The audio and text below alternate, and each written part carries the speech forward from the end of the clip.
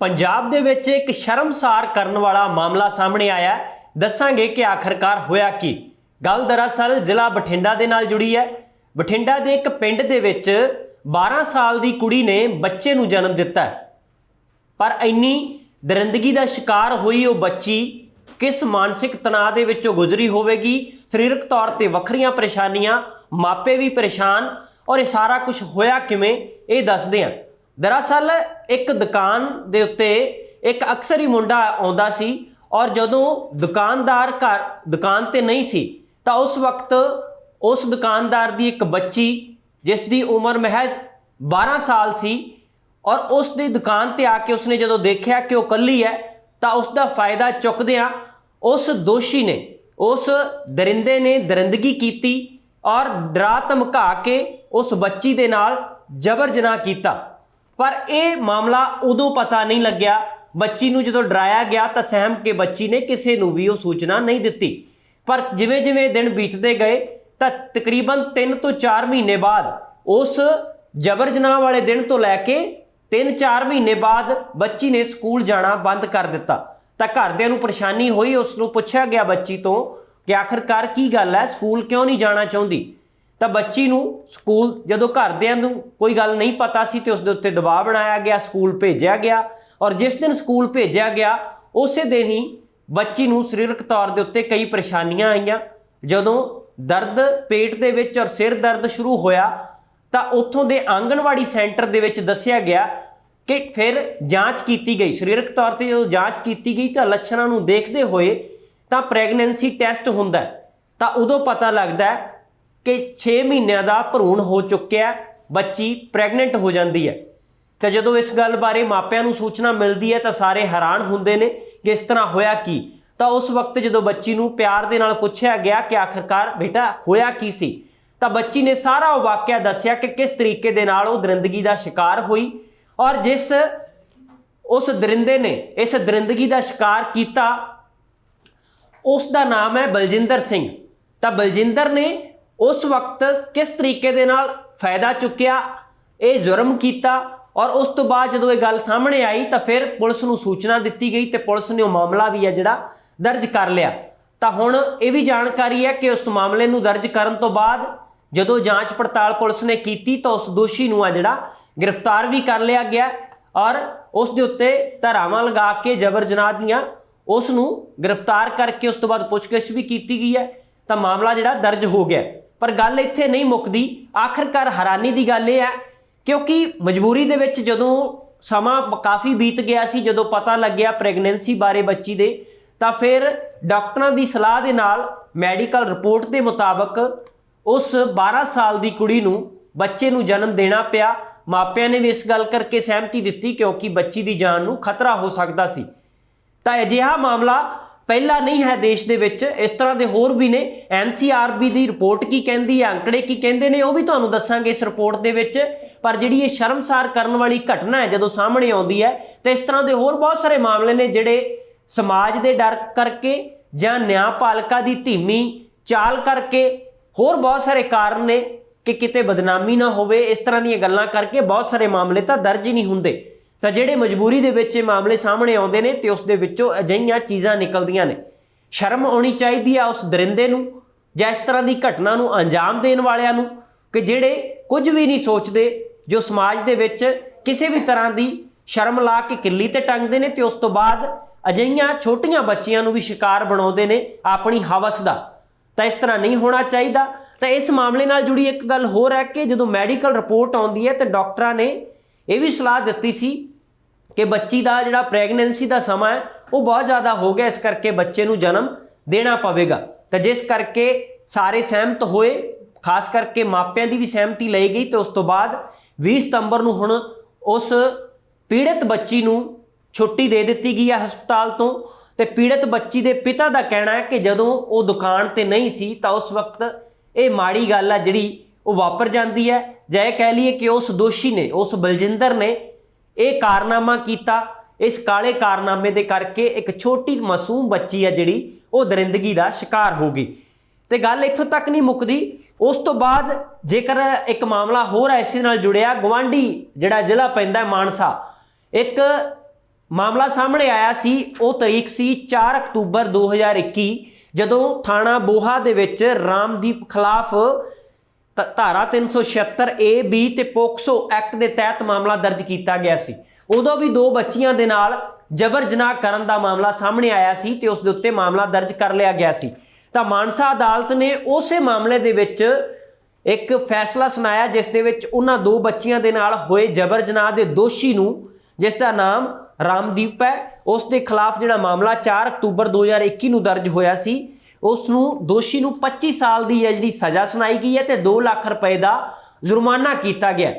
ਇਹ ਚੰਗੀ ਗੱਲ ਹੈ ਕਿ ਉਸ ਦੋਸ਼ੀ ਨੂੰ ਸਜ਼ਾ ਸੁਣਾਈ ਗਈ, ਜੁਰਮਾਨਾ ਕੀਤਾ ਗਿਆ, ਪਰ ਜਿਹੜੀਆਂ ਬੱਚੀਆਂ ਦਾ ਉਹ ਜੀਵਨ ਬਰਬਾਦ ਕਰ ਦਿੱਤਾ ਗਿਆ, ਜਿਨ੍ਹਾਂ ਦੇ ਨਾਲ ਇਸ ਤਰ੍ਹਾਂ ਜਬਰ ਜਨਾਹ ਕੀਤਾ ਗਿਆ, ਉਹਨਾਂ ਬੱਚੀਆਂ ਦਾ ਕੀ, ਉਹਨਾਂ ਪਰਿਵਾਰਾਂ ਦਾ ਕੀ ਇਸ ਸਜ਼ਾ ਦੇ ਨਾਲ, ਕੀ ਇਸ ਜੁਰਮਾਨੇ ਦੇ ਨਾਲ ਉਹਨਾਂ ਨੂੰ ਇਨਸਾਫ ਮਿਲ ਜਾਂਦਾ? ਸਾਡੇ ਦੇਸ਼ ਦੇ ਵਿੱਚ ਜਿਹੜਾ ਅੰਕੜਿਆਂ ਦੇ ਮੁਤਾਬਕ ਉਹਨਾਂ ਦੇਸ਼ਾਂ ਵਿੱਚੋਂ ਇੱਕ ਮੰਨਿਆ ਜਾਂਦਾ ਜਿੱਥੇ ਔਰਤਾਂ ਦੇ ਲਈ, ਬੀਬੀਆਂ ਦੇ ਲਈ ਸੁਰੱਖਿਅਤ ਥਾਂ ਨਹੀਂ ਹੈ। ਜਦੋਂ ਇਸ ਤਰ੍ਹਾਂ ਦੀਆਂ ਗੱਲਾਂ ਵੀ ਸਾਹਮਣੇ ਆਉਂਦੀਆਂ ਨੇ, ਪ੍ਰੋਟੈਸਟ ਵੀ ਹੁੰਦੇ ਨੇ, ਚਾਹੇ ਉਹ ਦੇਸ਼ ਦੀ ਰਾਜਧਾਨੀ ਦਿੱਲੀ ਹੋਵੇ ਜਾਂ ਹੁਣ ਪੰਜਾਬ ਵਰਗੀ ਧਰਤੀ ਹੋਵੇ ਜਿੱਥੇ ਅਜਿਹੀਆਂ ਘਟਨਾਵਾਂ ਕਦੇ ਕਿਸੇ ਨੇ ਦੇਖੀਆਂ ਦੂਰ ਦੀ ਗੱਲ, ਸੁਣੀਆਂ ਵੀ ਨਹੀਂ ਹੁੰਦੀਆਂ ਸੀ ਕਿ ਪੰਜਾਬ ਵਿੱਚ ਇਸ ਤਰ੍ਹਾਂ ਦੀਆਂ ਗੱਲਾਂ ਵਾਪਰਨਗੀਆਂ।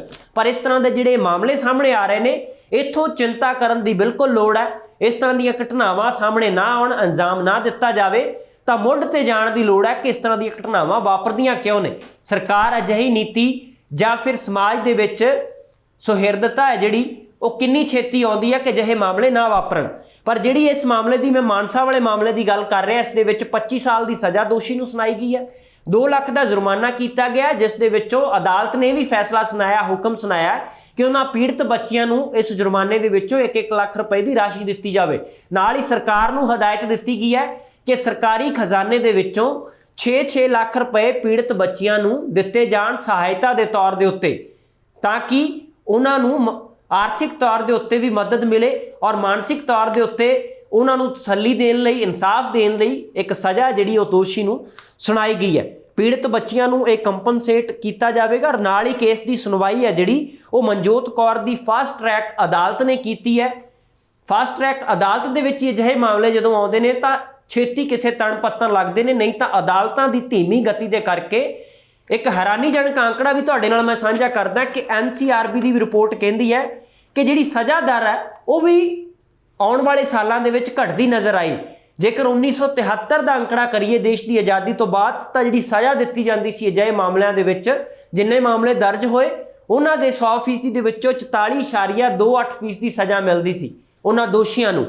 ਔਰ 2011 ਦੇ ਵਿੱਚ ਆਉਂਦਿਆਂ ਇਹ ਕਹਿ ਲਈਏ ਕਿ 21ਵੀਂ ਸਦੀ ਦੇ ਵਿੱਚ ਆਉਂਦਿਆਂ ਇਹ ਸਜ਼ਾ ਦਰ ਹੈ ਬਹੁਤ ਘਟ ਜਾਂਦੀ ਹੈ, ਅੱਧੀ ਰਹਿ ਜਾਂਦੀ ਹੈ। 26.56% ਹੀ ਸਜ਼ਾ ਜਿਹੜੀ ਹੈ ਦੋਸ਼ੀਆਂ ਨੂੰ ਦਿੱਤੀ ਗਈ। ਇਸੇ ਤਰ੍ਹਾਂ NCRB ਦੇ ਨੈਸ਼ਨਲ ਕ੍ਰਾਈਮ ਰਿਕਾਰਡ ਬਿਊਰੋ ਦਾ ਜਿਹੜਾ ਅੰਕੜਾ ਕਹਿੰਦਾ 1953 ਤੋਂ ਲੈ ਕੇ 2011 ਤੱਕ 873% ਹੈ ਜਿਹੜਾ ਇਹਨਾਂ ਜ਼ੁਰਮ ਦੇ ਵਿੱਚ ਵਾਧਾ ਹੋਇਆ, ਜਿਹੜਾ ਔਰਤਾਂ ਦੇ ਖਿਲਾਫ ਜ਼ੁਰਮ ਹੁੰਦੇ ਨੇ, ਚਾਹੇ ਉਹ ਜਬਰ ਜਨਾਹ ਹੋਣ, ਘਰੇਲੂ ਹਿੰਸਾ ਹੋਵੇ ਜਾਂ ਹੋਰ तमाम ਤਰ੍ਹਾਂ ਦੀ ਜਿਹੜੀ ਜਿਸਮਾਨੀ ਤੇ ਮਾਨਸਿਕ ਤੌਰ ਤੇ ਛੇੜਖਾਨੀ ਹੋਵੇ। ਜਿਨ੍ਹਾਂ ਦੋਸ਼ੀਆਂ ਦੇ ਵੱਲੋਂ, ਮਾੜੇ ਅਨਸਰਾਂ ਦੇ ਵੱਲੋਂ ਇਸ ਤਰ੍ਹਾਂ ਦੀਆਂ ਘਟਨਾਵਾਂ ਨੂੰ, ਇਸ ਤਰ੍ਹਾਂ ਦੀਆਂ ਗੱਲਾਂ ਨੂੰ ਅੰਜਾਮ ਦਿੱਤਾ ਜਾਂਦਾ ਹੈ ਤਾਂ 873% ਦੀ ਵਾਧਾ ਹੋਇਆ। ਇੱਕ ਗੱਲ ਹੋਰ ਅੰਕੜਾ ਸਾਹਮਣੇ ਆਇਆ ਕਿ NCRB ਦੀ ਇੱਕ ਰਿਪੋਰਟ ਕਹਿੰਦੀ ਹੈ ਕਿ ਦੇਸ਼ 'ਚ ਔਸਤਨ ਹਰ 22 ਮਿੰਟ ਬਾਅਦ ਹੈ ਜਿਹੜੀ ਇੱਕ ਬੀਬੀ ਦੇ ਨਾਲ, ਇੱਕ ਔਰਤ ਦੇ ਨਾਲ, ਇੱਕ ਬੱਚੀ ਦੇ ਨਾਲ ਜਬਰ ਜਨਾਹ ਹੁੰਦਾ ਹੈ ਤੇ 69% ਦੀ ਕੇਸ ਨੇ ਜਿਹੜੇ ਉਹ ਦਰਜ ਤੱਕ ਨਹੀਂ ਹੁੰਦੇ। ਉਸ ਦਾ ਕਾਰਨ ਹੁੰਦਾ ਹੈ ਕਿ ਇੱਕ ਤਾਂ ਨਿਆਂ ਪ੍ਰਣਾਲੀ ਹੈ ਜਿਹੜੀ ਉਹ ਇੰਨੀ ਜ਼ਿਆਦਾ ਗਤੀ ਸਲੋ ਹੈ, ਉਸਦੀ ਧੀਮੀ ਹੈ ਕਿ ਨਿਆਂ ਲੈਂਦਿਆਂ ਜਿਹੜੀਆਂ ਉਮਰਾਂ ਬੀਤ ਜਾਂਦੀਆਂ ਨੇ। ਨਾਬਾਲਗ ਬੱਚੀਆਂ ਨਾਲ ਹੋਏ ਦੁਸ਼ਕਰਮ, ਇਸ ਤਰ੍ਹਾਂ ਦੀ ਦਰਿੰਦਗੀ, ਉਹ ਬਾਲਗ ਵੀ ਹੋ ਜਾਂਦੀਆਂ ਨੇ, ਬਹੁਤ ਉਮਰ ਬੀਤ ਜਾਂਦੀ ਹੈ, ਫਿਰ ਜਾ ਕੇ ਇਨਸਾਫ ਮਿਲਦਾ ਕਈ ਕੇਸਾਂ ਦੇ ਵਿੱਚ। ਔਰ ਸਮਾਜ ਦੇ ਡਰ ਤੋਂ ਵੀ ਕਈ ਮਾਪੇ ਨੇ ਜਿਹੜੇ ਆਪਣੀ ਬੱਚੀ ਦੀ ਜਾਂ ਆਪਣੇ ਬੱਚੇ ਦੀ ਆਵਾਜ਼ ਨੂੰ ਦਬਾ ਲੈਂਦੇ ਨੇ ਔਰ ਕਿਸੇ ਨੂੰ ਪਤਾ ਨਹੀਂ ਲੱਗਣ ਦਿੰਦੇ ਕਿ ਸਮਾਜ ਸਾਨੂੰ ਕੀ ਕਹੇਗਾ, ਦੁਨੀਆ ਕੀ ਕਹੇਗੀ, ਲੋਕ ਕੀ ਬੋਲਣਗੇ। ਇਸ ਨੂੰ ਲੈ ਕੇ ਇਸ ਤਰ੍ਹਾਂ ਦੇ ਮਾਮਲੇ ਆ ਜਿਹੜੇ ਉਹ ਦਰਜ ਵੀ ਬਹੁਤ ਘੱਟ ਹੁੰਦੇ ਨੇ। ਔਰ ਹੁਣ ਗੱਲ ਕਰੀਏ ਅਖੀਰ ਦੇ ਵਿੱਚ ਕਿ ਉਹ ਜਿਹੜੀ ਬੱਚੀ ਦੇ ਨਾਲ, ਜਿਹੜੀ ਬਠਿੰਡਾ ਦੇ ਇੱਕ ਪਿੰਡ ਦੇ ਵਿੱਚ ਜਿਸ ਬੱਚੀ ਦੇ ਨਾਲ ਦੁਸ਼ਕਰਮ ਕੀਤਾ ਗਿਆ, ਦਰਿੰਦਗੀ ਕੀਤੀ ਗਈ, ਉਸ ਬੱਚੀ ਤੇ ਕੀ ਬੀਤਰੀ ਹੋਵੇਗੀ। ਅਸੀਂ ਬਹੁਤ ਸਾਰੀ ਸੂਚਨਾ ਜਿਹੜੀ ਇਸ ਰਿਪੋਰਟ ਦੇ ਦੌਰਾਨ ਗੁਪਤ ਰੱਖੀ ਹੈ ਤਾਂ ਕਿ ਔਰ ਪਰਿਵਾਰ ਦੇ ਨਾਲ, ਪੀੜਤ ਬੱਚੀ ਦੇ ਨਾਲ ਆਉਣ ਵਾਲੇ ਸਮੇਂ ਦੇ ਵਿੱਚ ਵੀ ਕੋਈ ਅਜਿਹਾ ਨਾ ਹੋਵੇ ਕਿ ਉਸ ਦੇ ਉੱਤੇ ਮਾਨਸਿਕ ਦਬਾਅ ਬਣੇ। ਉਹ ਸੁਸਾਇਟੀ ਦਾ ਦਬਾਅ ਵੀ ਹੋ ਸਕਦਾ ਹੈ, ਉਹ ਕਾਨੂੰਨਨ ਵੀ ਹੋ ਸਕਦਾ, ਹੋਰ तमाम ਤਰ੍ਹਾਂ ਦੇ ਦਬਾਅ ਨੇ ਜਿਹੜੇ ਹੋ ਸਕਦੇ ਨੇ। ਤਾਂ ਬਠਿੰਡਾ ਦੇ ਇੱਕ ਪਿੰਡ ਦੇ ਵਿੱਚ ਅਜਿਹੀ ਘਟਨਾ ਦਾ ਵਾਪਰਨਾ ਜਾਂ ਸਾਹਮਣੇ ਆਉਣਾ ਆਪਣੇ ਆਪ ਦੇ ਵਿੱਚ ਇੱਕ ਚਿੰਤਾ ਦਾ ਵਿਸ਼ਾ ਵੀ ਹੈ, ਸ਼ਰਮਸਾਰ ਵੀ ਕਰਦਾ ਹੈ ਕਿ ਇਸ ਤਰ੍ਹਾਂ ਦੀਆਂ ਘਟਨਾਵਾਂ ਨਹੀਂ ਹੋਣੀਆਂ ਚਾਹੀਦੀਆਂ। ਇੱਕ ਉਸ ਗੁੰਡੇ ਦੇ ਵੱਲੋਂ, ਉਸ ਮਾੜੇ ਅਨਸਰ ਦੇ ਵੱਲੋਂ ਜਿਹੜਾ 25 ਸਾਲ ਦਾ ਨੌਜਵਾਨ ਸੀ, ਜਿਸ ਨੇ ਇਸ ਘਟਨਾ ਨੂੰ ਅੰਜਾਮ ਦਿੱਤਾ ਔਰ ਡਰਾ ਧਮਕਾ ਕੇ ਬੱਚੀ ਨੇ ਵੀ ਕਿਹਾ ਕਿ ਜਦੋਂ ਮੈਂ ਆਪਣੇ ਮਾਪਿਆਂ ਨੂੰ ਇਸ ਕਰਕੇ ਨਹੀਂ ਦੱਸ ਰਹੀ ਸੀ, ਜਦੋਂ ਮਾਪਿਆਂ ਨੇ ਪੁੱਛਿਆ ਕਿ ਬੱਚੇ ਸਕੂਲ ਕਿਉਂ ਨਹੀਂ ਜਾ ਰਹੇ, ਤਾਂ ਬੱਚੀ ਨੇ ਉਦੋਂ ਆਪਣੀ ਗੱਲ ਆ ਜਿਹੜੀ ਮਨ ਦੇ ਅੰਦਰ ਹੀ ਦਬਾ ਕੇ ਰੱਖੀ। ਪਰ ਜਦੋਂ ਉਹ ਇੱਕ ਦਿਨ ਸਕੂਲ ਗਈ, ਜਦੋਂ ਉਸ ਦੀ ਸਿਹਤ ਖਰਾਬ ਹੋਈ, ਜਦੋਂ ਟੈਸਟ ਹੋਏ ਤਾਂ ਉਦੋਂ ਪਤਾ ਲੱਗਿਆ ਪ੍ਰੈਗਨੈਂਸੀ ਟੈਸਟ ਦਾ। ਤਾਂ ਉਸ ਤੋਂ ਬਾਅਦ ਉਸ ਬੱਚੀ ਨੇ ਸਾਰੀ ਗੱਲ, ਉਹ ਸਾਰਾ ਘਟਨਾਕ੍ਰਮ ਦੱਸਿਆ, ਵਾਕਿਆ ਦੱਸਿਆ ਕਿ ਆਖਰਕਾਰ ਹੋਇਆ ਕੀ ਸੀ। ਬੱਚੀ ਨੇ ਵੀ ਦੱਸਿਆ ਕਿ ਮੈਨੂੰ ਇਸ ਕਰਕੇ ਮੈਂ ਨਹੀਂ ਦੱਸ ਰਹੀ ਸੀ ਆਪਣੇ ਮਾਪਿਆਂ ਨੂੰ ਜਾਂ ਕਿਸੇ ਦੋਸਤ ਨੂੰ, ਕਿਉਂਕਿ ਮੈਨੂੰ ਜਾਨੋਂ ਮਾਰਨ ਦੀਆਂ ਧਮਕੀਆਂ ਵੀ ਮਿਲ ਰਹੀਆਂ ਸੀ। ਤਾਂ ਇਸ ਤਰ੍ਹਾਂ ਆਵਾਜ਼ ਦਬਾ ਦਿੱਤੀ ਜਾਂਦੀ ਹੈ, ਇੱਕ ਜ਼ੁਰਮ ਕੀਤਾ ਜਾਂਦਾ, ਉੱਤੋਂ ਆਵਾਜ਼ ਦਬਾਈ ਜਾਂਦੀ ਹੈ। ਤਾਂ ਜਦੋਂ ਇਹ ਜਿਹੀਆਂ ਗੱਲਾਂ ਸਾਹਮਣੇ ਆਉਂਦੀਆਂ ਨੇ ਤਾਂ ਫਿਰ ਖੁਲਾਸੇ ਹੁੰਦੇ ਨੇ ਕਿ ਆਖਰਕਾਰ ਇਹ ਸਾਰੀਆਂ ਘਟਨਾਵਾਂ ਵਾਪਰਦੀਆਂ ਕਿਵੇਂ ਨੇ।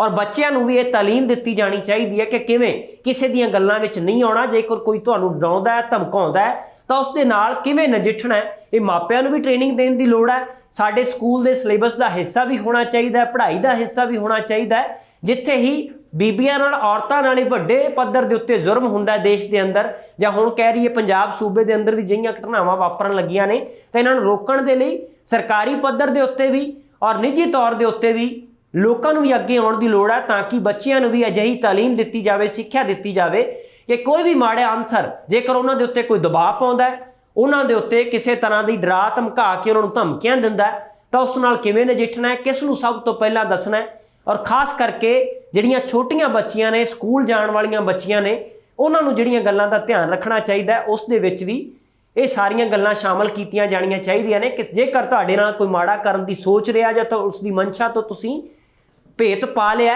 ਤਾਂ ਉਸ ਦੇ ਨਾਲ ਕਿਵੇਂ ਨਜਿੱਠਣਾ ਹੈ, ਸਭ ਤੋਂ ਪਹਿਲਾਂ ਕਿਸ ਨੂੰ ਦੱਸਣਾ ਹੈ। ਔਰ ਉਸ ਤੋਂ ਬਚਣ ਦੇ ਲਈ ਜੇਕਰ ਅਜਿਹੀਆਂ ਮੁੱਢਲੇ ਸਟੈਪ ਵਰਤ ਲਏ ਜਾਣ ਤਾਂ ਦਰਿੰਦਗੀ ਦਾ ਸ਼ਿਕਾਰ ਹੋਣ ਤੋਂ ਬਚਾਈਆਂ ਜਾ ਸਕਦੀਆਂ ਨੇ, ਬਚ ਸਕਦੀਆਂ ਨੇ, ਤੇ ਇਸ ਕ੍ਰਾਈਮ ਨੂੰ, ਇਸ ਦੁਨੀਆ ਨੂੰ, ਇਸ ਜੁਰਮ ਦੀ ਦੁਨੀਆ ਨੂੰ ਰੋਕਿਆ ਜਾ ਸਕਦਾ ਹੈ। ਫਿਲਹਾਲ ਇਸ ਰਿਪੋਰਟ ਵਿੱਚ ਇੰਨਾ ਹੀ। ਮੈਨੂੰ ਦੁਆ ਗਿਆ। ਧੰਨਵਾਦ।